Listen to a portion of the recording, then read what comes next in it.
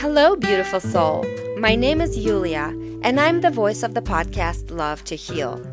This podcast outlines my journey from atheism to Judaism, exploring spirituality from diverse perspectives.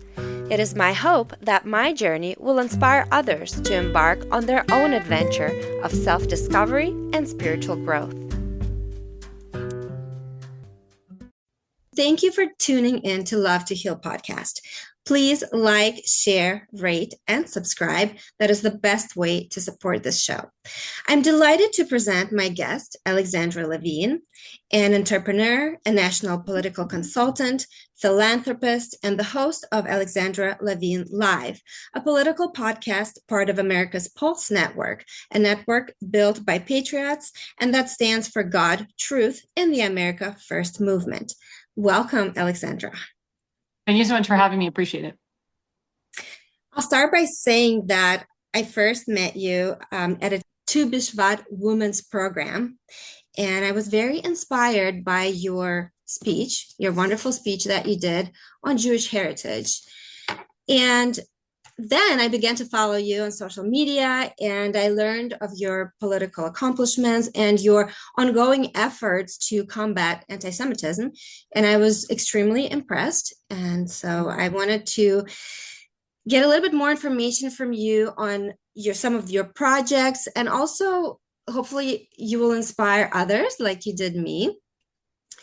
And that leads into my first question is, in times of rising anti-Semitism, like we are experiencing today, where does your strength and your valor come from to keep going and to be sort of loudly and proudly Jewish?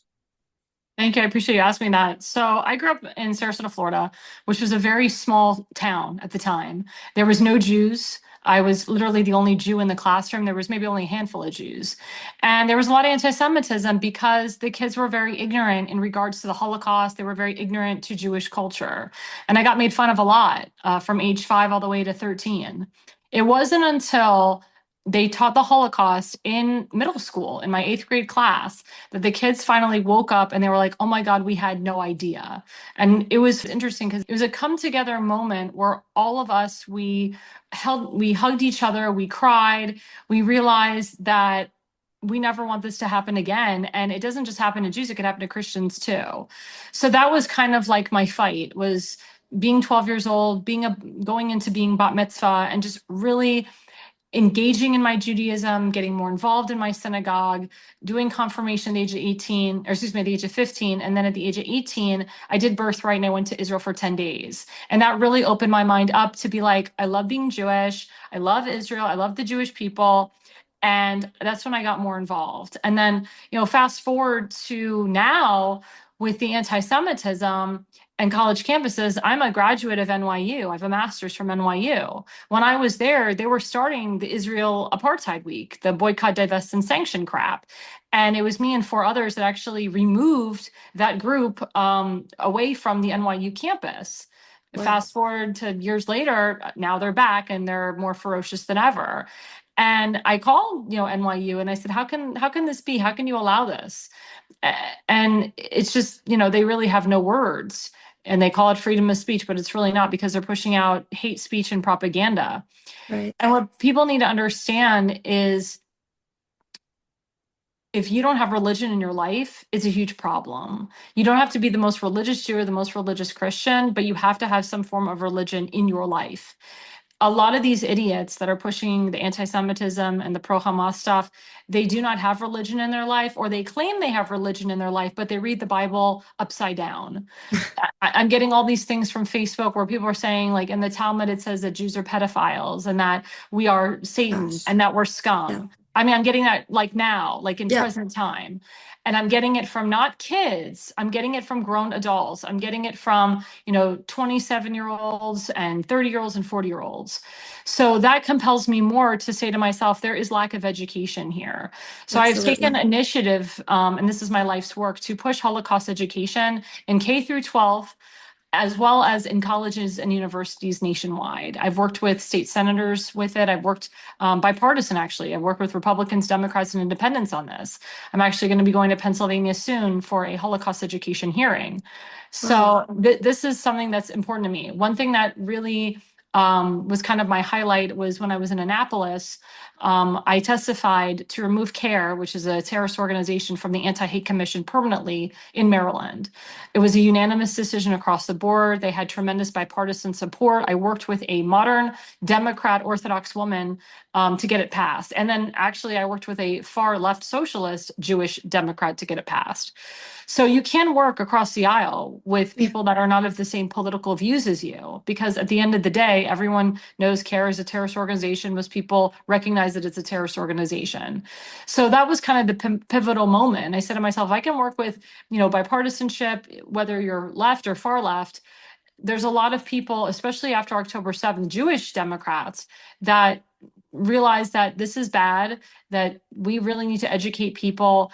And we're also seeing something in the Republican Party where the alt-right is becoming this like neo-Nazi movement. They've really embraced this like white supremacist KKK movement now, yeah. and they're becoming like socialist Democrats. So socialist Democrats now, when I say socialist, I mean like the Rashida Tlaibs, the AOCs, the Ilhan Omars, and the alt-rights like the Nick Fuenteses. They're all coming together now to help push any hardcore Democrat in there, but they're working together to actually undermine Israel and to undermine the Jewish community in America. And that's something that needs to be stopped. And that's something that I'm currently working on too as well. That's amazing. I have to say something too. Recently, I was at my synagogue for a class with our rabbi, and he mentioned something very profound. He said, when we Jews as a nation are not confident in our identity, when we do nothing to protect it, when we're not proud of it, when, like you said, we don't have the tradition, as much religion as you want, but at least something, if you don't have that in your life, if you're not Mm. proud of it, then that's when we become the most vulnerable as a nation. And that's when we become prone to attacks from other nations. And I really feel like you said after October 7th, a lot of people sort of woke up, a lot of Jews, and I'm one of them. Like I used to never wear my Star of David. I didn't want anything to do with Judaism, and I was actually afraid of telling anybody that I was Jewish. Now I feel like I'm confident in who I am, and I want to, like you also mentioned, educate others about what Judaism is, because you're right, there's so much negativity, there's so much stigma around our religion and our traditions. And I think any effort that we do is going to benefit tremendously.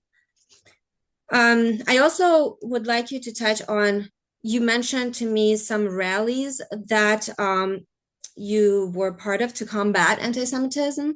Yeah. So when October 7th happened, I was in Maryland.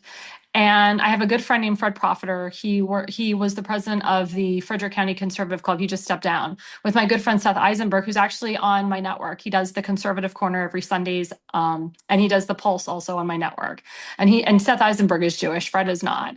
But Fred was like, "We got to do something about this. We need to rally for Israel." And he took initiative. With me and Seth, we all three of us, we took initiative and we put together one of the first rallies, I would say nationwide, like literally right after October 7th.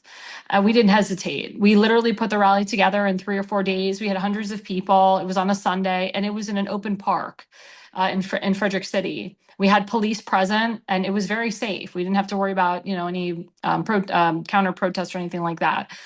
And that kind of opened up the door for more counties and more states to have rallies in support of Israel. I did a rally in support of Israel in Baltimore City months later. Then I put together a huge event in Rockville, Maryland, which is extremely Democrat. It's Montgomery County. That's where a lot of CARE's headquarters are. So there's a lot of illegal terrorists and illegal Muslims that live in Montgomery County. But I did a huge event at the JCRC of Greater Washington, which is actually where my parents met. So Mm. I actually dedicated the event to them. And I had about 50 speakers. It was a packed house. And I had I had students there. I had elected officials, people that were running for office. Jewish advocates, non-Jewish advocates. I mean, I had White House reporters there that were big supporters of Israel, and it was a great event. It was like a 4.5 hour event. It was awesome. And that again brought a lot of awareness for me to open up the door to work with legislators in Maryland, actually. And I told them, I said, if we have to go county by county to work with the school board, because school board in Maryland and in liberal states is extremely difficult. And school board in general is very difficult. That's why it's really important who your school board members are, because there's a lot of Democrats that are school board members that push the pro-Hamas agenda. They're very politically biased driven, and these are your kids.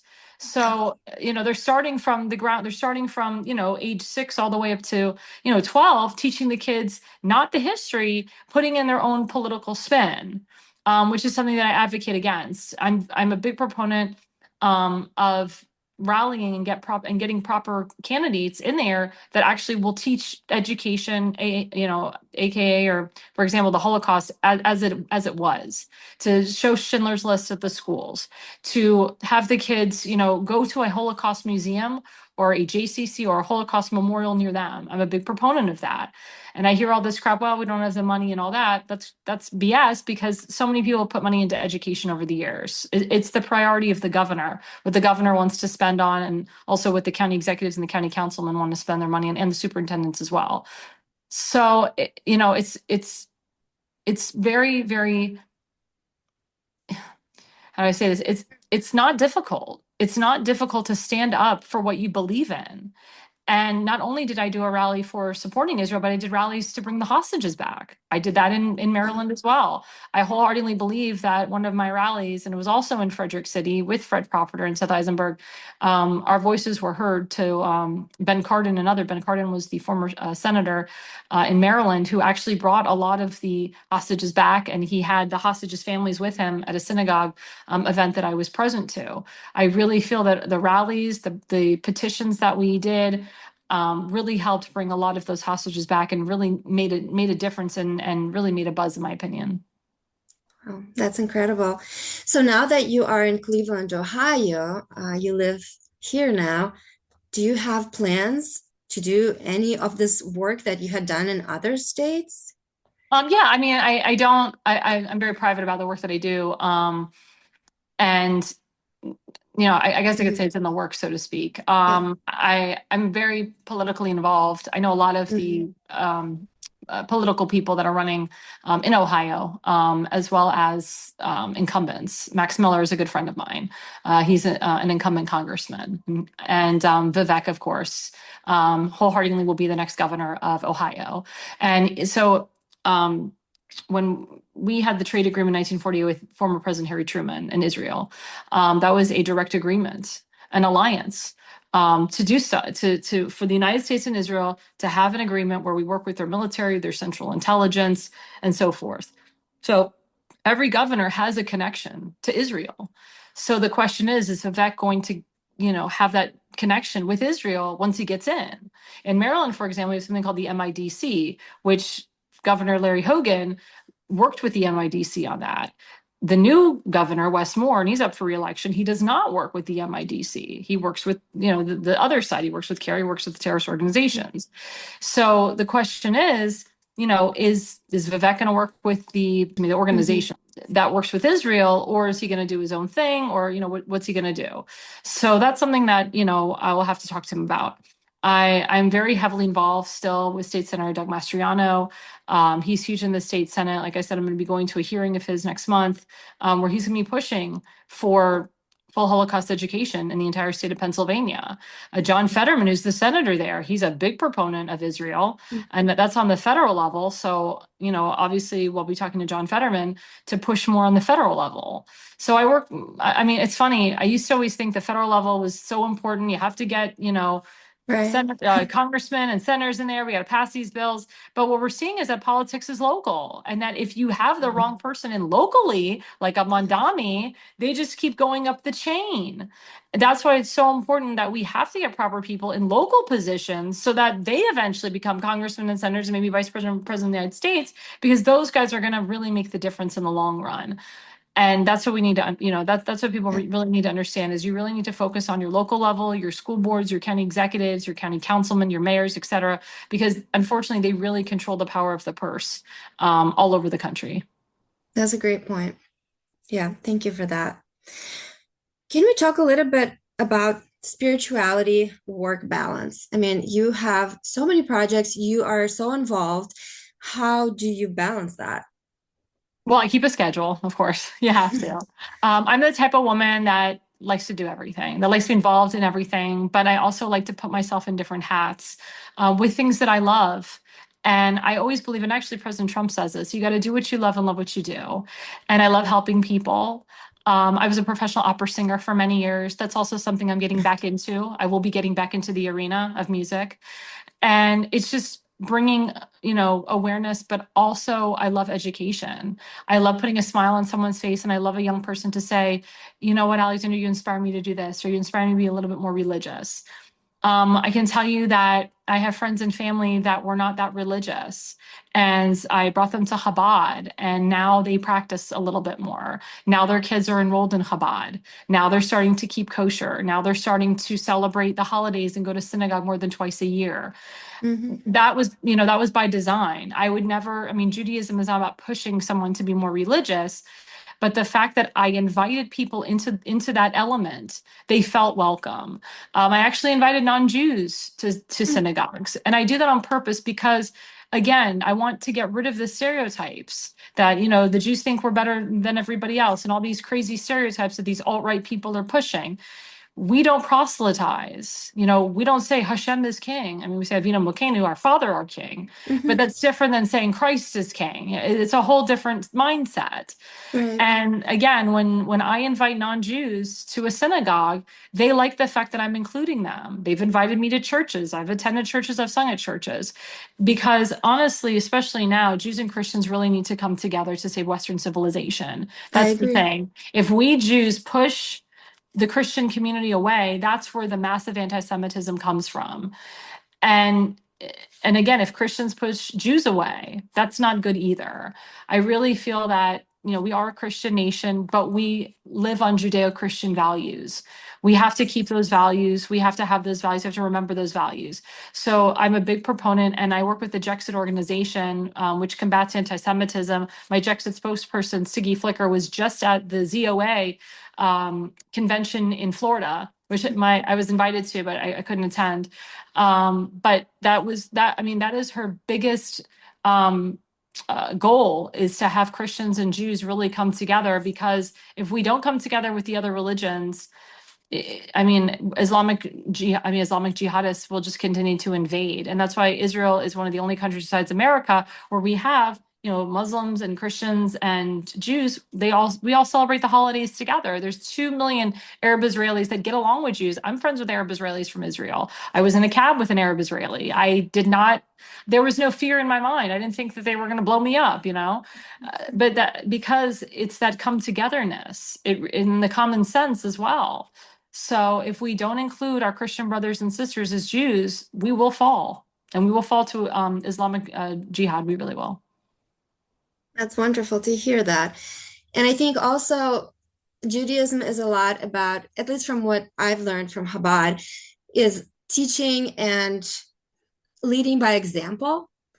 I want to be that kind, that intelligent person, the one that will help anybody. I don't, it doesn't matter to me what religion, what race they are.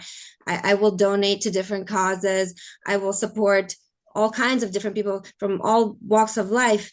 But I want to be that person that people see and think, wow, okay, she's really nice to everyone. She's educated. She is a great mother, a great wife. I want people to know that modesty is good. I want people around me to know that, being a woman also is good. Ever since I started practicing Judaism more, I really became more in touch with my female side. Like, I wear more dresses. I don't feel like I need to do men's work, you Mm-hmm. know. please, man, hold the door for me. Please carry the heavy bags for me. Like, I'm not into that feminist sort of vibe anymore. So just Mhm. like all that, I want to also be that example for a lot of people, and hopefully people around me will, by osmosis, maybe absorb a little bit of what it means to be Jewish. Mhm. No, And a it's good, true. It's very true. yeah. Can we also talk about the power of prayer? Because that's something that you touched upon in your speech that I heard at the women's program. Mhm. Well, there was a couple examples there. So the power of prayer to me is a moment where you need God for something that's so important. Whether it's someone's dying, whether if you're looking for a change in your life. So for me, the biggest power of prayer was with my grandfather. I was very close with my grandfather. This was my mother's father. And he was in a rehab center in Sarasota, Florida, recovering from partial hip replacement surgery. And my grandfather's very strong. My grandfather was a World War II veteran. He lived in and worked in the Philippines in the Air Corps for 5 years. So if anything were to kill him, it would be in World War II, but he survived that. So my grandfather was, at this rehab center, and he obtained COVID. He was the only one that obtained COVID in the ward, we call it, or in his recovery, which my mother and I thought was very strange. Why he's the only one that has COVID and no one else. So we thought it was like a false positive test. But the nurses kept testing him and saying, no, he's positive, he's positive. So my grandfather's 98 and a half years old. So what do you do with a 90 and a half year old? Do you just let him like live with the COVID? No, you treat someone, especially when they're older. What we were finding is that the place that he was at, it was a private center. It was actually run by Jews, which is even more sad. These were liberal Jews, actually, that it was run by. They did nothing to help him with his COVID. They gave him absolutely nothing. They gave him like Robitussin and Mucinex when he really needed like an antibiotic and ivermectin, hydroxychloroquine, and stronger stuff.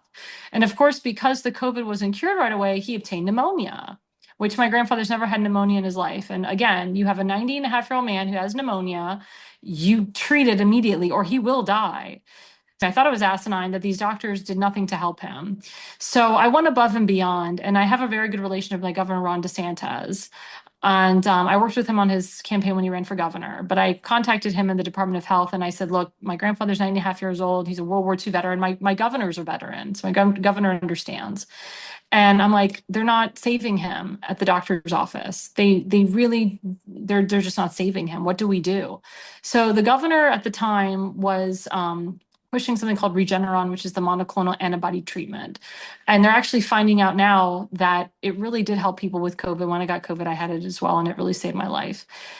And my grandfather only had a certain window of time to get it before they said he's no longer eligible. If I hadn't prayed that the governor would call me back, if I hadn't prayed to God and say, please, God, give my grandfather this treatment, I don't think he would have survived it.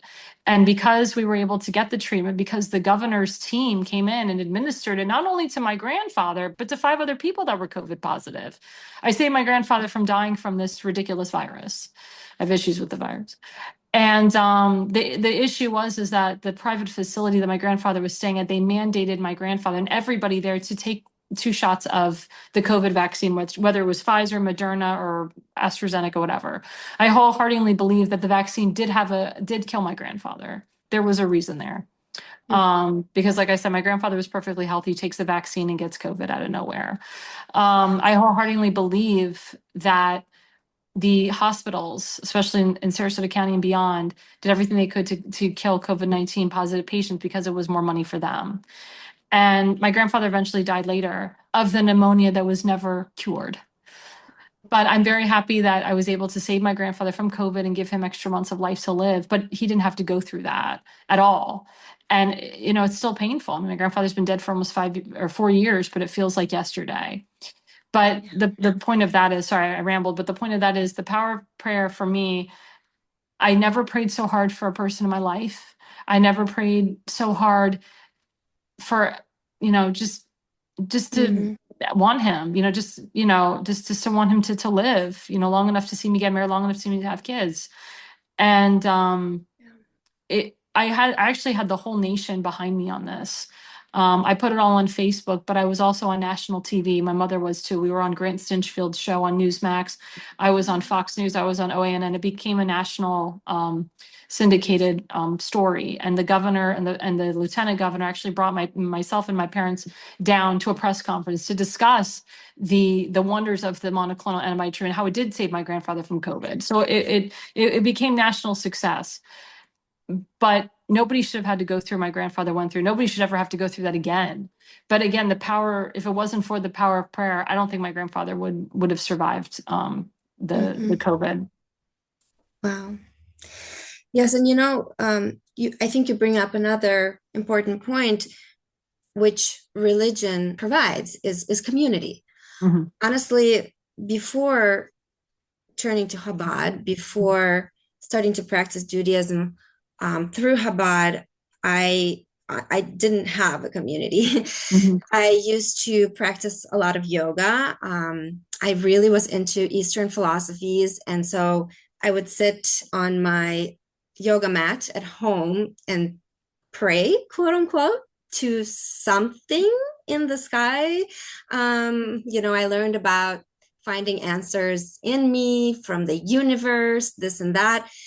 But I just always felt so alone. Mhm. And then when I started going to the synagogue, I looked around and I thought, okay, we're all on the same page. We're all praying together.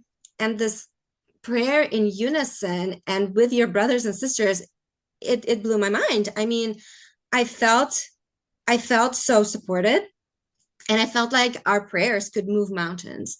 Mhm. And I feel like that every time I attend a service. And I think that a lot of people, I feel like until you try it, you don't know because, That's true. Very true. you No, it's know, very true. And I can tell you, so I wasn't brought up Chabad. I wasn't always Chabad. I was brought up conservative. In Sarasota, there wasn't any Chabad shuls or any Orthodox shuls. There was a big conservative shul and a Reform shul. But to me, it's about the rabbi. And I see that even now, I have a lot of friends, they only go to synagogue or Chabad because of the rabbi. If the rabbi is like very political and very politically biased and against our president and against Netanyahu, it's a problem. And I remember like when I was in DC, and this was Yom Kippur service, and this was at an Orthodox shul, it was a mono-Orthodox shul. And at the very end, this was Yom Kippur, the rabbi is giving us the priestly benediction, and he says, may we pray that President Trump doesn't become the president, and may we pray that Netanyahu doesn't get reelected. And this was Yom wow. Kippur. We just repented for our sins. This guy committed the sins again, and I was just flabbergasted and disgusted. I left the synagogue. I wrote them right away, and I was like, "This is disgusting." Of course, they didn't write me back, but that for me was like a sign. I'm like, I can't believe they're throwing political bias and wokeism into the synagogue. The synagogue that my great grandfather built is Oav Shalom Talmud Torah. It's called the National Synagogue in DC. It was an ultra Wow. Orthodox synagogue. My great grandfather's towel stand is still there to this day. We actually found pictures of my great grandfather and my great uncles there. I think one of my dad's relatives was like the first bar mitzvah. My dad was bar mitzvah there. Very ultra Orthodox synagogue. Fast forward today, it is called a modern Orthodox synagogue, but they have a trans rabbi, which is a woman becoming a man. And I'm like, this used to be an ultra Orthodox synagogue, and they're throwing in a trans rabbi, which is so against Judaism. That's called desecration of your body. It's worse than a tattoo because you're cutting off your genitalia or whatever, adding a genitalia that you were not born with. It is completely against Judaism. So to have a trans rabbi at an Orthodox synagogue or a synagogue that used to be ultra Orthodox is asinine to me. And a lot of people have left those types of synagogues because of the wokeism, because of the transgenderism, and so forth. So now I do go to Chabad because I love the rabbis there. I love their messages, and they're not political. What are their sermons about? The Torah portion, the portion of the week, which is how it should be. Sometimes they do talk about Iran, and they do talk about people that are very anti-Semitic. That's not political bias. That is, I mean, that should be bipartisan across the board. If you're a rabbi and you're not talking about combating anti-Semitism, if you're not talking Mhm. about the anti-Semites that are online, then you have a problem. So that's not political. These Mhm. are facts. And the rabbis are quoting directly what Tucker Carlson, Megyn Kelly, and Nick Fuentes are saying. It's not their opinion. It's not their political spin. These are facts. So, when you go to a synagogue and you really want connection, and you have certain values, make sure that you really do the research and make sure you go there. And the reason that people, love Chabad or they're more involved with certain synagogues is because they feel that their values, or they feel, sorry, that the synagogue's values reflect their values. Yes. And yeah, and that's why people become more observant, because they feel the more observant they are, the more it pushes away a lot of this wokeism and radical left wing agenda that a lot of these conservative synagogues and reform synagogues do. And I'll make another point. So when you go to a reform synagogue or a conservative synagogue, they have something called a board. The board are volunteers. Mhm. Majority of them are leftists, and they control the fate of the rabbi. When you go to Chabad, the Chabad is owned by the head rebbe, Yes. the Yes. person that's involved. Like, for example, like down in Sarasota, we have Chabad of Sarasota, which is owned by Rabbi Steinmetz and his children. There's no board to knock him off. He Yep. owns it. He owns it. There's no board to knock him off. So that makes a big difference too. I know in Sarasota, there's a conservative shul. The board just got rid of a very pro-Trump conservative rabbi. And the synagogue has not been able to recover because they keep getting rid of good rabbis. So that synagogue is going to suffer. I did just find out in Sarasota that they are going to be opening up a new modern Orthodox synagogue, which is actually going to be right by the Chabad. So the Chabad and the Orthodox synagogue, they Hmm. may have a little bit of competition, but I feel that the Chabad and the Orthodox synagogue in Sarasota, Florida will thrive because people are tired of the wokeism from the Reform synagogue in Sarasota and the conservative shul getting rid of, some a pro-Trump conservative guy that actually doesn't even talk about Trump in his sermons. So Yeah. it's interesting. It's very, It's very very interesting. interesting. Wow.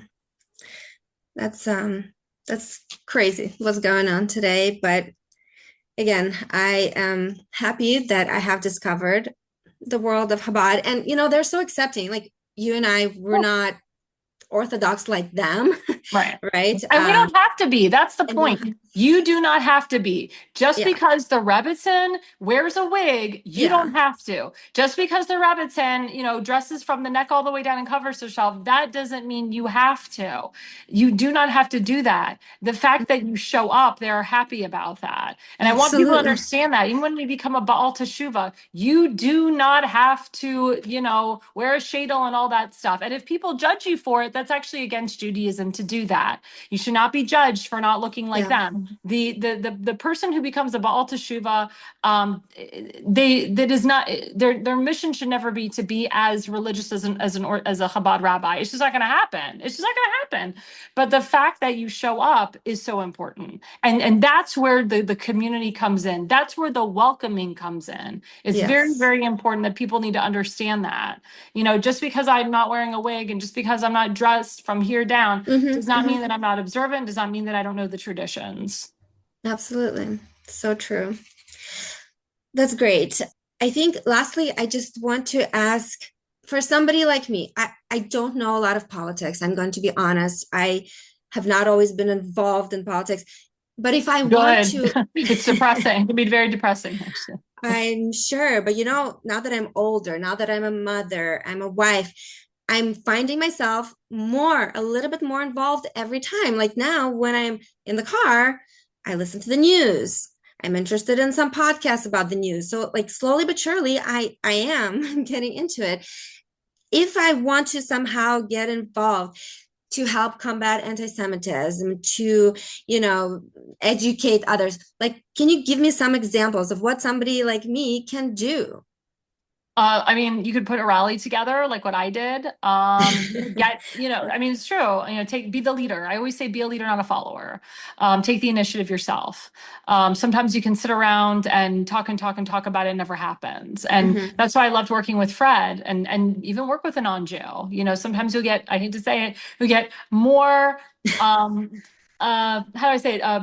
forcefulness to do something with a non-Jew than sometimes a Jew. Hmm. Because we as Jews, we're very calculated people. We have to write everything down. We got to plan everything down. Then Yes. somebody says, "Well, I don't know if this is going to work, and I don't know about that." It's just it's how we are. It's just our makeup. Yeah. So sometimes when you work with a non-Jew, you get a lot more work done, and you're unemotional. And that's the Hmm. whole thing: is you can't be emotional when it comes to this stuff. We as Jews, we are very emotional people, especially Israelis. I see that a lot. And I don't even like to call it emotion, it's passion. We're very passionate about our religion, we're very passionate about what we do.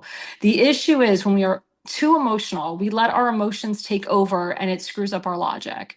And you have to think more logically than emotionally. So if people get very people were very upset about October 7th. It was emotional. We lost 1,200 people plus. But I had to strip back that emotion to give myself the strength to think more logically, to put events together, to get up off my butt and say, okay, I can sit here and cry, or I can get up off my butt and do something about this. Mhm. And that's what I did. I also encourage you to get involved with Jewish organizations. Mhm. My issue with the Jewish community, because we're so divided with the politics, because Yeah. most Jews are very secular and very Democrat, it doesn't work well when you have like a JCC and a federation, they're doing their own event, and a more like hardcore conservative group like ZOA or so forth does their own event. It doesn't look good. It divides us.